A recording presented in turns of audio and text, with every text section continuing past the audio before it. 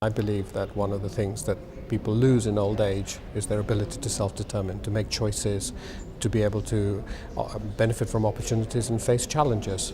And what Priya is about empowering older people by enabling them to say, look, you don't have to lose your self-esteem and self-determination in old age, and that through policies, through engagement with you, in a socially just society, we can redress some of the imbalances that come with old age. Conference for Black and minority ethnic elders are actually far more important than any other conference, and that is for two reasons.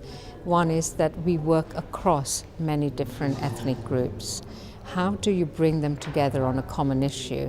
Conference is a very important channel that allows us to do that. And secondly, as you could see from today's event, very good relationships over the years have been built up. You could not do that without a central structure like a conference. People do know the solutions to the problems at a local level. They need some encouragement, some support, and sufficient cash just to get going. But the work of a lot of the voluntary community organisations is already very powerful. With a little bit more effort and a little bit more focus, it can be even more powerful still.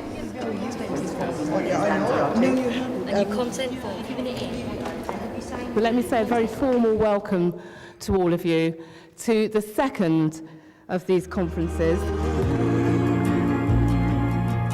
When I met with Naina and met with the trustees at Priya and looked at what was being done, it was clear that here was an organization that was setting about trying to find a way of restoring the balance.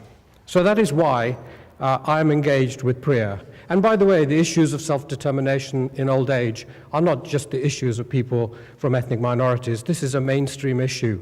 It just finds a particularly harsher reflection sometimes in our society because of the fact that elders from ethnic minorities are often less visible, perhaps less vibrant, less robust in the way they want to claim their stake in society. So what help are they getting? What support are they getting? Professor Nena Patel has done this all the way to European Parliament. Still, they are not getting anything. If we're going to have a truly inclusive delivery of the provision of the services, we need to have those services monitored. Attitude does matter. Attitude helps us to progress. Attitude helps me to live longer and look for life, not for suicide or death. The BME group, I am sure they have special need, different from other older people, in terms of language, in terms of access to information, and to the service. When policies are laid and the rules and regulations are there, it's always the small points that are not taken care of.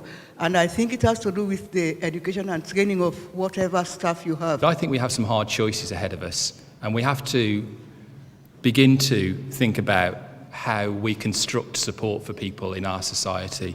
And I'm afraid it isn't just about what Whitehall does and about what indeed local government does. I think what we have to think about in our responsibility is what supports we put in place for people to help each other. My work with the community has made it necessary for me to take cognizance of issues such as inadequate access and availability of literature to inform and educate on rights and services available. Inadequate action by borough councils to take lead role in the matter of information and ethnic community languages. Inadequate day center facilities for elder minority people. There is a need for day centers to facilitate socialization, break monotony, isolation, to promote social contact, establish mutually fruitful and beneficial relationships. Money for schools is ring-fenced. Why not funding for older people's services? Why do centres and luncheon clubs continually have to beg for money? These organisations are a lifeline to thousands of elders. Then there's a health service. Here I could go on and on. We are not geriatric.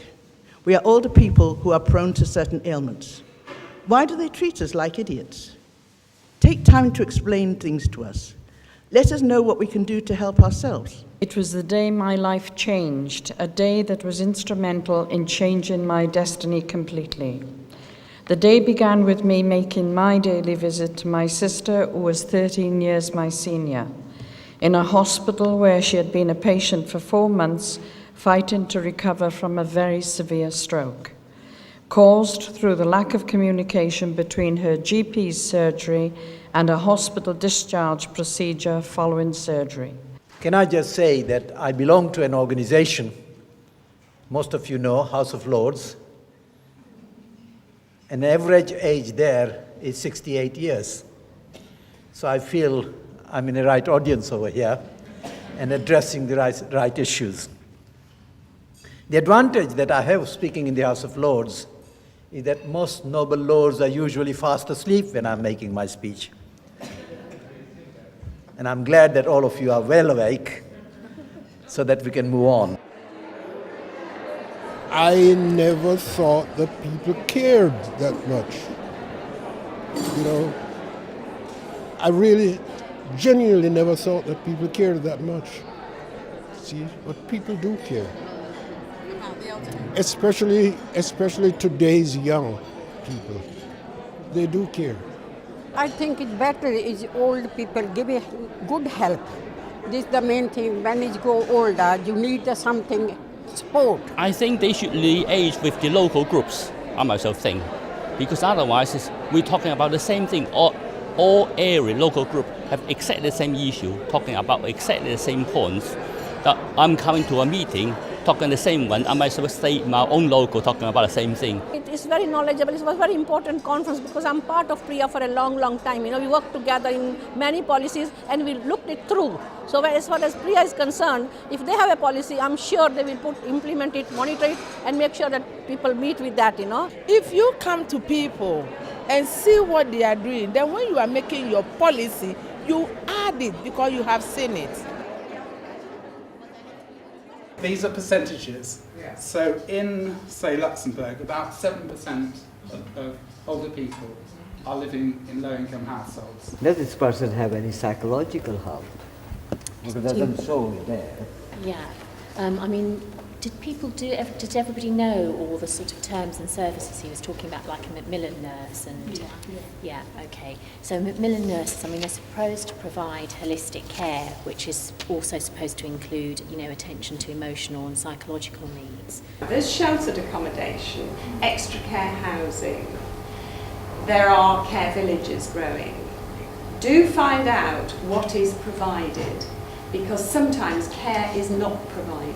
The fact that we were asked via our ministers to come up with potential funding options that we could get from central government indicates that government are keen to hear where we think the money can best be spent. And from the noises that we're hearing on ground level as well, it's the money that goes into communities that can be best used in an effective way. They did a wonderful video of doing dance, you know, a lot of it, you know, chair-based, and people with quite advanced dementia actually, you know, responding to music with movement. It's actually very moving in the video. I think the speakers have given us a lot of information. I've learned quite a lot about, especially from Age Concern, about benefits that are available to elders, which, you know, I wasn't aware of before. Judging from what the people were saying, you know, everybody has brought their own experience. Even the speakers from the floor, they've brought their own experiences, and I found them all very enlightening. Aging with dignity. That's what they want, aging with dignity, but they need the government input to age with dignity, not to go with a hand, you know, pension credit and this, and they're asking you your whole, as they say, you're asking me everything that's in my belly. You know that way. They want to age with pride and dignity. The policy network is critical to everything that we do, because policy is the first word in our name, PRIA. And that, in fact, began in 1998. And what we have been doing since 1998 is working at the, what we call the larger level, at national level and international level, making sure that the issues that you have been working with for longer than even us, actually have very strong foundation. Your support is crucial and valued. Just to quickly go through what the policy network will do. One, it will provide BME elders with necessary information and tools to better connect with research, policy and practice.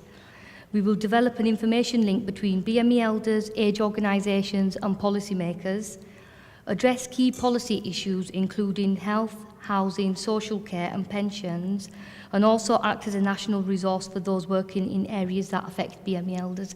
It's my aspiration to create the leading information structure in the UK, both on and for minority elders, and I would hope to work closely with all of you and with your colleagues to achieve this. By the leading information structure, I mean that people should be able to access comprehensive information on black and minority ethnic elders.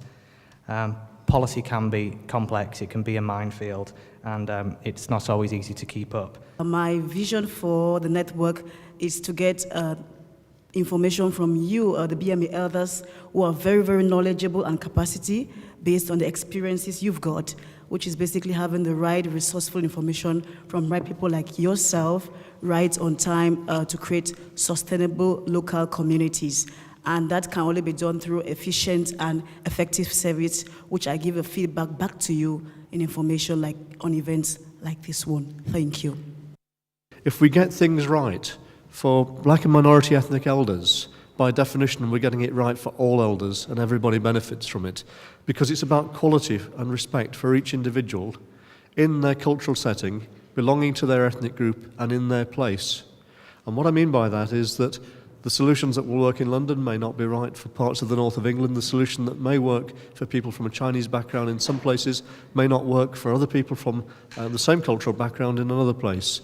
We need to design the services with a lot more care and precision and involvement. In today's society, when we're talking about multiculturalism and whether it exists or not, this is real evidence that people are actually saying, of course, we have our own particular ethnicities and culture and the backgrounds, but what brings us together are some of the issues that are very important as part of aging. And this is where we, in fact, want to develop further things together rather than on our own.